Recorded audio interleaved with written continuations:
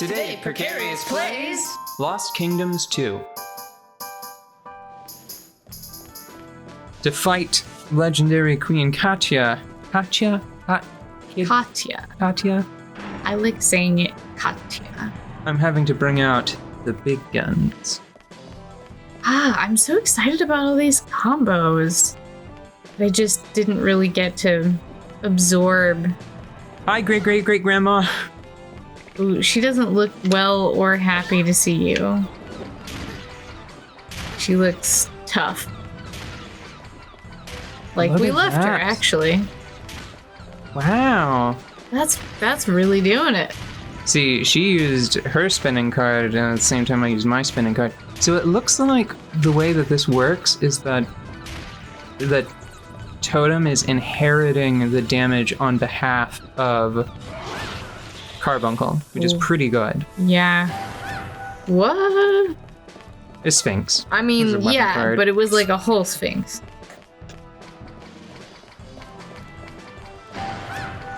It's very impressive looking.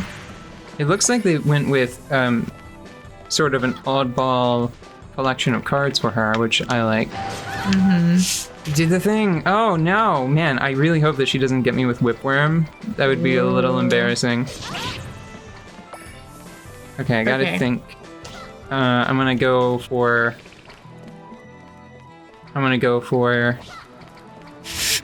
Oh, it's just way too big for the arena that we're in. So I need to put down one of these, and then I need to put a treant here, and did it... Rebus, go! And then do this. This is really risky, but I want to win. I want to win with my dragon deck. Yes. Don't think I got it close enough to the decoy pillar. Oh. Wait. Oh, never mind. You know, I'm still trying to rack my brain for games where I played like post-credits content. And I'm just coming up with things that shouldn't have an end anyways, like Stardew Valley and Animal Crossing and... Huh! Did it. Yes. Sorry, Grandma. Oh my god, it's a portrait of Grandma! No, it's me. Yeah, because it's the doppelganger card. That's the one that I was talking about before. Has not a good rating. No. Oops. I hope there wasn't anything important hidden here. Oh well. Maybe I can. So I'm not too worried about completing my card collection. Oh yeah, I read about this. This is cool.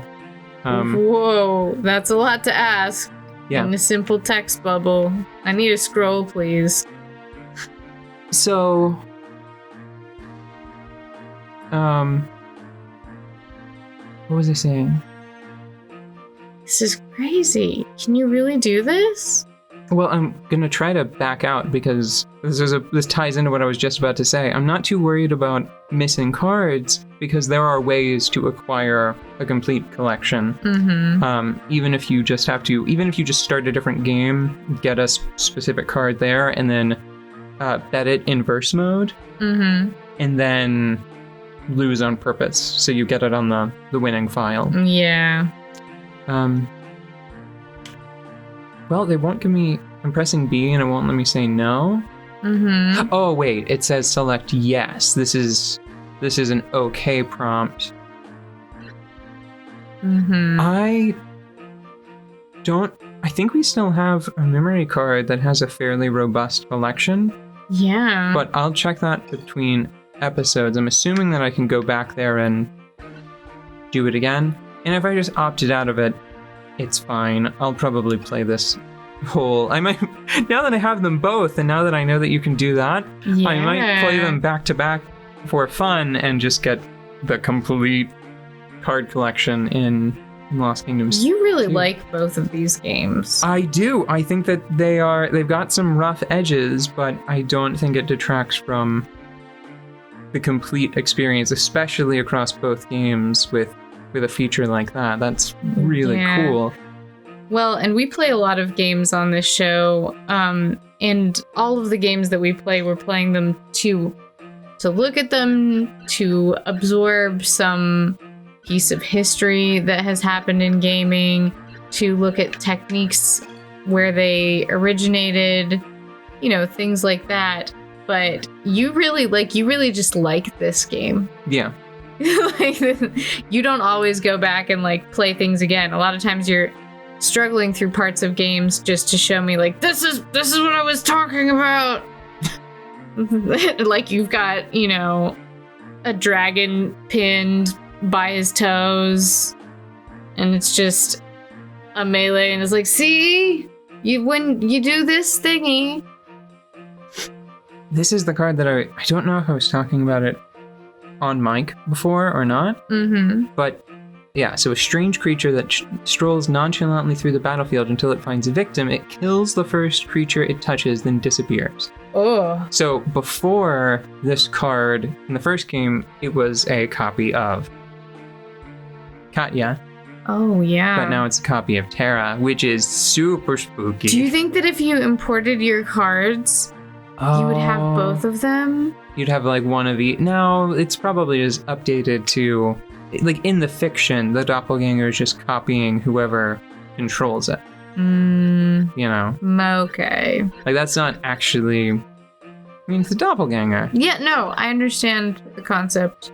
I was just being hopeful that you could have like a granny trading card. Oh, yeah. That was just my want in that situation. But it's basically just, it's like a satellite. Yeah. That's in a gang. Doppelganger. Terrible. Don't laugh if it's not funny. You're just encouraging. Like a doppelganger? Is that what you're trying to get at? Oh my gosh. I think that might have been an instance of laughing at instead of laughing with, and I would like to apologize for being mean. Fire Dungeon. Do we have time? Do we have time to start it? I don't want to start it in the middle of an episode just to have to end again. We have about 4 minutes. I don't think I can get all the way through it. You know what we could do in 4 minutes, though? I can dip my toes here. Get your feet sweat? Yeah. I'm going to enter this location just to get a sense of the scale. Yeah. Because I haven't been here at all yet. It already looks lively. Wow, straight away, huh? Uh-huh. What are we looking at here? Quite like the flowy thing, but I have a feeling that it's not going to be a friend. That's one of the things that disappoints me most with video games. I'm like, that looks amazing. What do we do with it? And the answer is like, usually just kill it.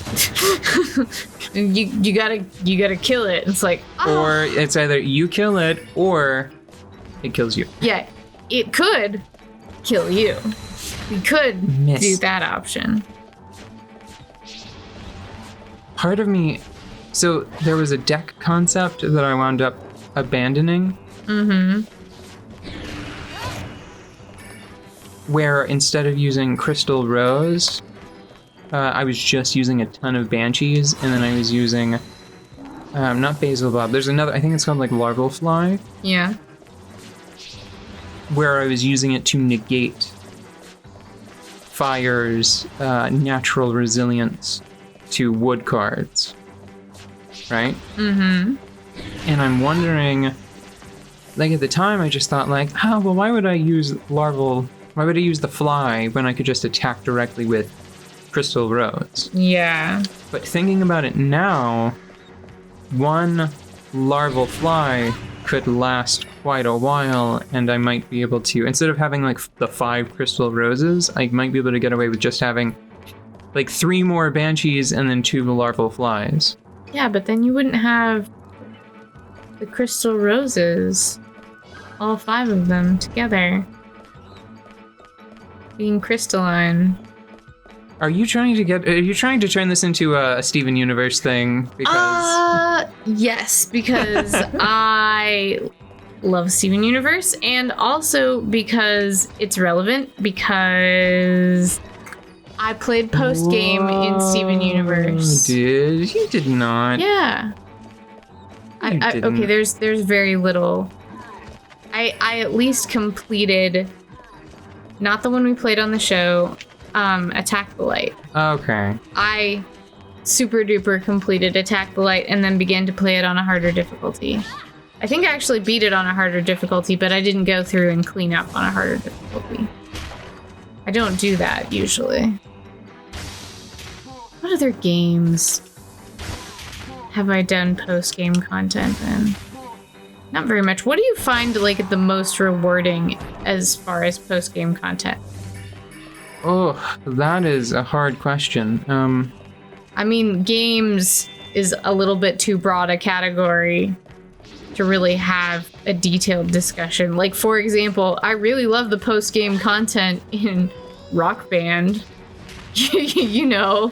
Oh, like, that's true, because like, I get what you mean. You get through the end of the tour, and then you still have so many songs to unlock, and venues, and, you know, Guitar Hero stuff. And then it's like you just play it in multiplayer with your friends forever. But there is usually a point where you, like, everybody sits down, and it's like, yeah, we did it. We completed the campaign. Yeah, I remember. Woo! I remember when we got a copy of the Beatles Rock Band. Yeah. We beat it the day that we got it.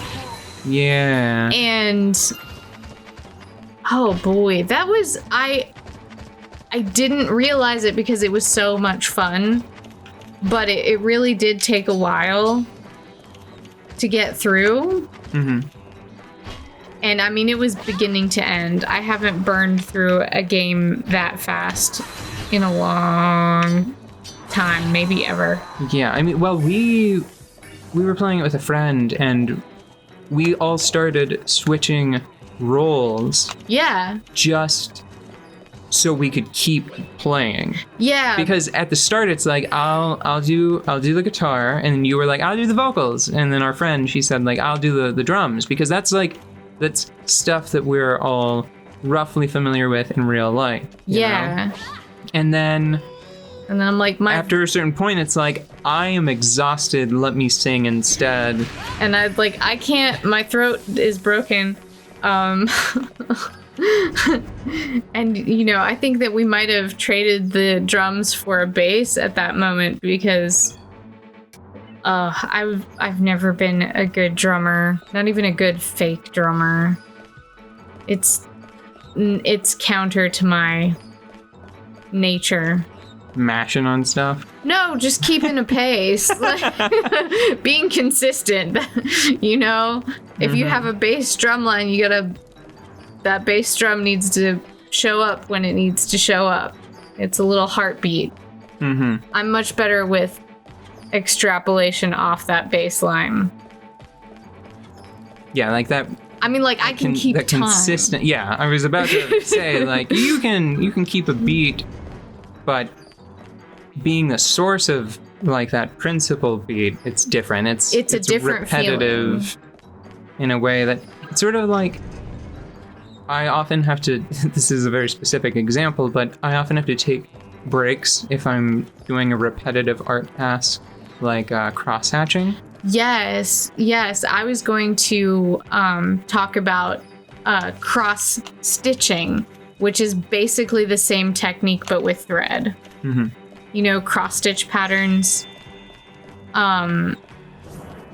It's basically pixel art. I also don't have a lot of patience for pixel art, even though I have a great appreciation for it. Can't do it. So this is an interesting little scenario they've created where it looks like, I think that's just a Dragon Knight. I'm not sure if it's something special or not. Mm-hmm. Dragon Knight isn't on screen for very long when you cast it, so it's hard to tell. Yeah. But the Berserkers, they fight whoever, and they encourage enemies to fight them. Mm-hmm. So you just have like this eternal battleground on floor 1 where the Dragon Knights and the Berserkers are fighting each other, which is a really cool introduction to this place. Yeah, it's like when monsters fight each other in Monster Hunter, and you're like, whoa! Yeah, or, you know, even more relevant to this particular game, it reminds me a lot of one of the bosses from Dark Souls 3, which stands out as a highlight of that entire game. You fight a group of knights that are dedicated to like sealing away a force of darkness, but they've been infected by it themselves. Mm-hmm. So they will return to life, recognize that energy in one another, and then they fight to the death over and over and over again. Wow. Yeah. So this reminds me of that a little bit. It's kind of interesting. And is that tower moving? There's something. Yep. Oh, okay, but it's like it's a teleporter. Okay. So it was in the design. What could we possibly get? So, internet seemed to think that that was fairly robust, like the cards you could get from here, and I think that these stages might be repeatable. Mm-hmm. But hey, we just did one. I don't know if we're gonna go through all 20 of these, because this is a little more repetitive than I was expecting already. Mm-hmm. I'll do a little bit of exploring myself, and if it's not going to be interesting mechanically, I might just find like the highlights. Like if there are any bosses in here, we'll just do those. But we're still gonna have a little bit more of this later, I think. But not right now. Bye!